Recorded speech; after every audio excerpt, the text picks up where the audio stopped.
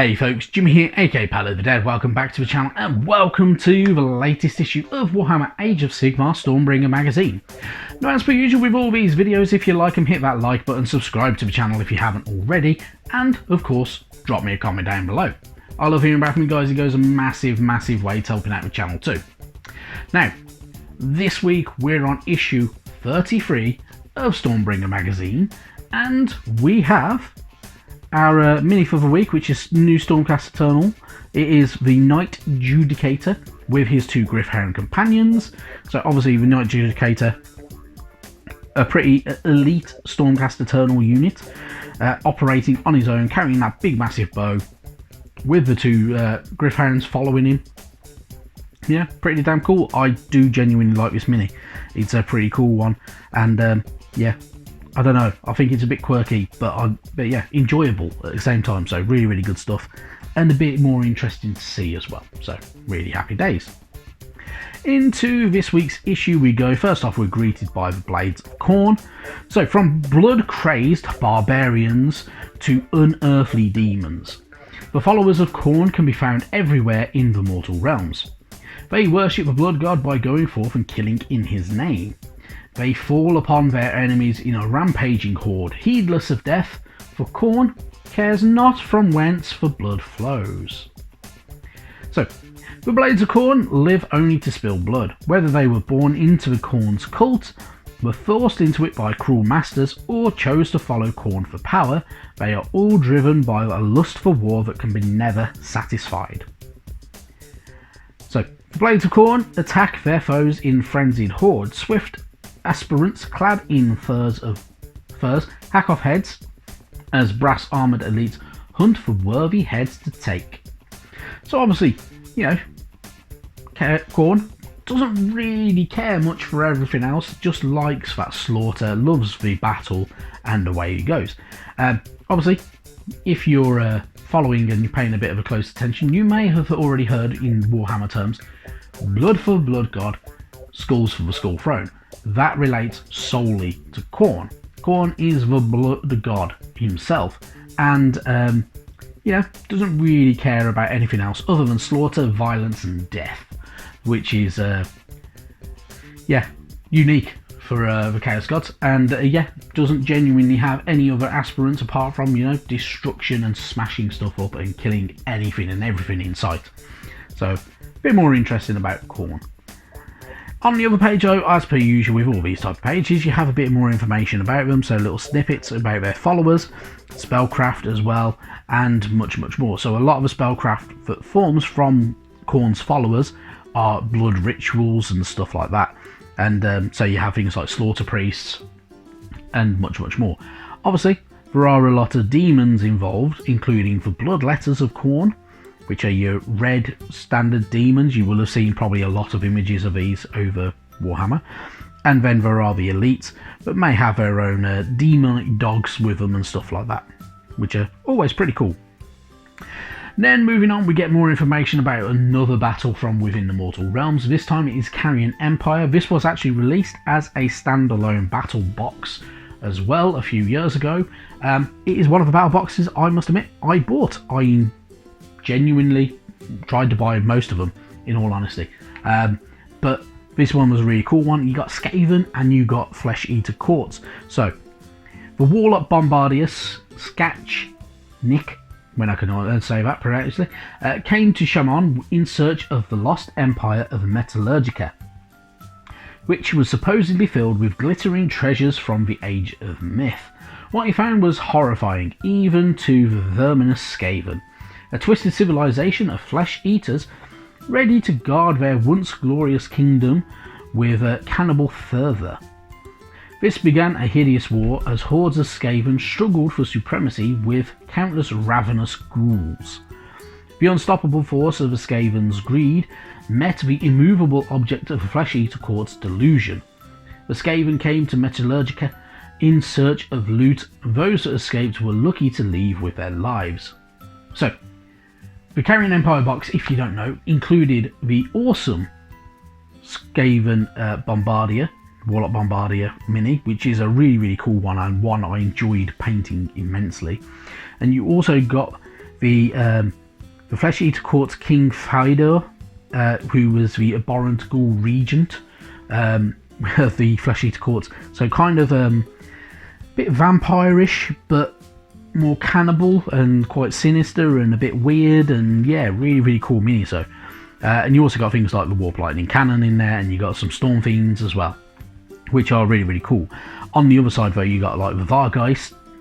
Yeah, you could use them as Vargeist or Crypt Ghouls, and you got a few others as well, which was good fun and a really nice box in all honesty. Moving forward though, you get the page for our Knight-Judicator. So obviously you can give them the usual, the heroics, their heroic origins and such like, and a bit more information about them. So the crackle of a Knight-Judicator's arrows flying through the air often heralds victory for the Stormcast Eternals. These master marksmen live to punish the wicked at extreme distances. A Knight-Judicator carries a range of arcane arrows to slay any foe they encounter, and even can call down Sigmar's Wrath. So obviously Sigmar's Wrath, if you call it down, it normally does take the form of a bolt of lightning, and yeah, can help cause a lot of damage to the ranks. Obviously on the other page you can do the usual as well, so you can give them their traits, and you can also name your Knight-Judicator and both Gryph-hounds as well, which is pretty cool. And then obviously you get your build guide. Build guide's very simple. In all honesty, you're not going to go wrong with it. There's not too many parts, but it's a pretty cool mini. When it's all looking done and all done, you're going to have a really great looking mini. So really good stuff.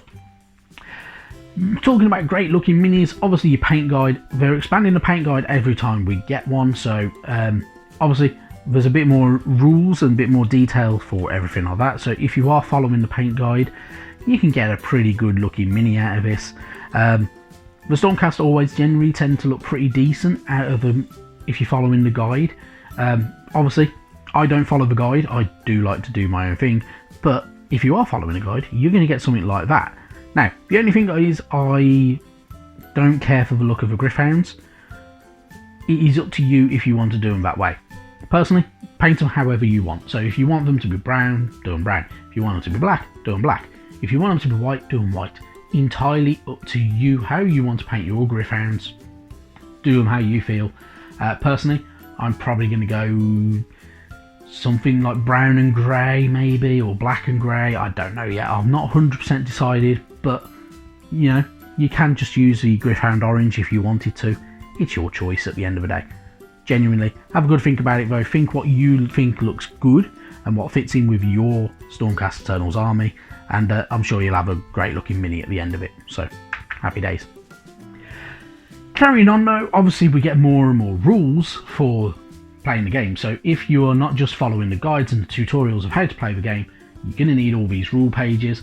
Once they're all together, you generally get what's not far off, a full rule book worth of rules, so, and the advanced rules and stuff like that. So it's designed for you to be bob on with getting your game on in the long run. You also get more information about how order tactics work and such like that, so you can utilise sniping and more for things like your Knight Arcanum, Lord Imperatant.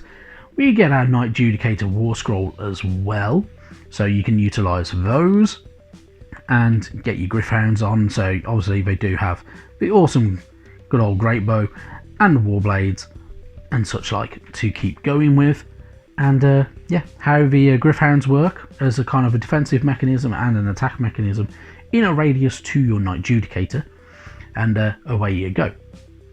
This week's battle though, obviously you're going to use your Knight-Judicator with Gryph-hounds, Knight Arcanum, Lord Imperatant, Lord Aquila and Garda Steel Soul, so it is a very hero focused forces alliance of order for this week. Going up against the Killer Boss with Stabgrot, Loon Boss, Swampcaller Shaman, Manok the Cunning and Zarbag. Now, this is not how a normal battle would go. If you were using selected bits, so like your Manok the Cunning and Zarbag, because they are from Underworld kits, you generally take all of them in one go. So if you're playing a battle and you want to utilise just certain units, you generally kind of can't. So if you are going to use Zarbag or Manok, you do have to take the Cunning crew and Zarbag's kits with you. in all honesty, later on. But for a tutorial battle, you can do what you want, I suppose. And it'll look something like that, so not too bad, pretty good. 3 objectives in the middle, you have your destruction territory, your order territory split up there, and such like. Then we do also have a pull-out section as well, so the domain of the Dark Gods. So you do get a bit of information about Tzeentch, Khorne, Nurgle and Slaanesh. So obviously the Chaos Realms are split into 4 sections. You get some pretty gnarly artwork as well, in all honesty, and you get a bit more information about them and the different domains that they utilise and inhabit. So pretty cool stuff, genuinely quite interesting as well. So if you are into Chaos, that is definitely a good pull out section for you. So really cool. Otherwise though, next week we have a paint issue. So we get Incubi Darkness and Norn Oil, both pretty good paints to have. The week after though, we get our first Sylvaneth model, so we get the Arch Revenant, which is a pretty cool mini, and one I must admit I'm kind of looking forward to, and looking forward to having a paint up of, just because it's something different and not something I've done before. So happy days, genuinely really lot to look forward to. Obviously if you're following Warhammer magazines, there will be more and more. They don't give us a lot, so there is going to be more issues of giving us more Sylvaneth, the Hadron Overlords to come into it. We're going to get some Trolls and such like, and more Stormcast, and more Grots, Goblins and Orcs. So really cool. If though you don't follow good old just the magazines and you want to step outside of the magazines, obviously find your local Warhammer store. They can point you in the right direction for a lot of things, and they're definitely worth having a chat to, because a lot of the staff are really knowledgeable, so definitely worth having a check out. Otherwise though, check out other great channels here on YouTube. Myself as well, I will try to put out more information about different factions, so if everybody wants that, let me know in the comments down below, and I will try to give you a little bit of a breakdown of every faction. I may not have minis to show you for every one of them, but we can have a little bit of a breakdown from it and have a look at what's what. Otherwise though, thank you very much for watching. I will see you sometime soon. Bye bye now.